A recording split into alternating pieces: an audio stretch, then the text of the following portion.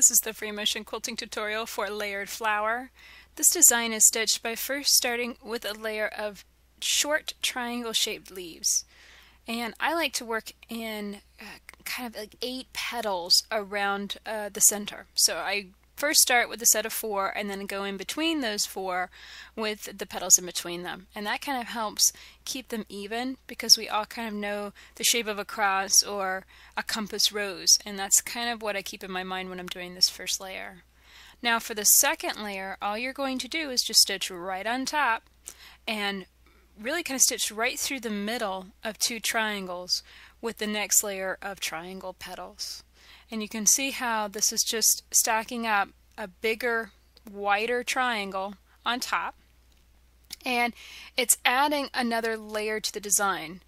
This is an overlapping design, and it's also a center fill design, so it's 2 designs really at once. You're both working from the center out, and you're also layering shapes on top of one another. Now this can start causing a lot of thread buildup. You can see that in the center of this quilt block, how the center is turning white, and that is only due to thread. And the thing you want to watch out for is it getting too much buildup and potentially breaking your thread. So just watch out for that. Slow down as you approach the center, and that's going to put fewer stitches in that area.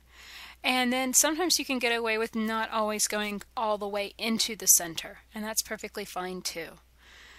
As you can see, once you fill your second layer, the next step is to add your third layer. And I really think that whether you're filling an area that's really big or really small, you really want to go for 3 layers because it creates an interesting, much more interesting texture on the surface of your quilt because you're getting all 3 effects coming on top of one another. And you really don't have to just do triangles. If you wanted to change up your petal shapes, you could easily do that and play with many different shapes and many different sizes of shapes and come up with a completely new and very interesting flower.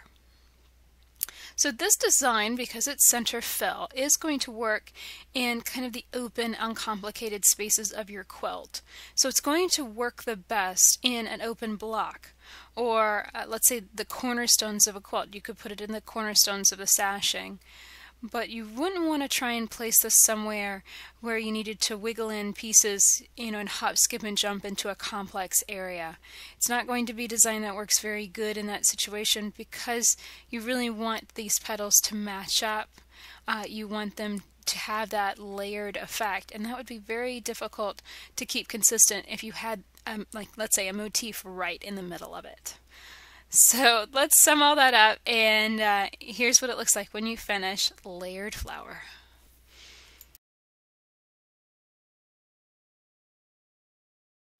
For over 200 videos on free motion quilting, plus loads of tools and supplies for this wonderful hobby, check out daystyledesigns.com.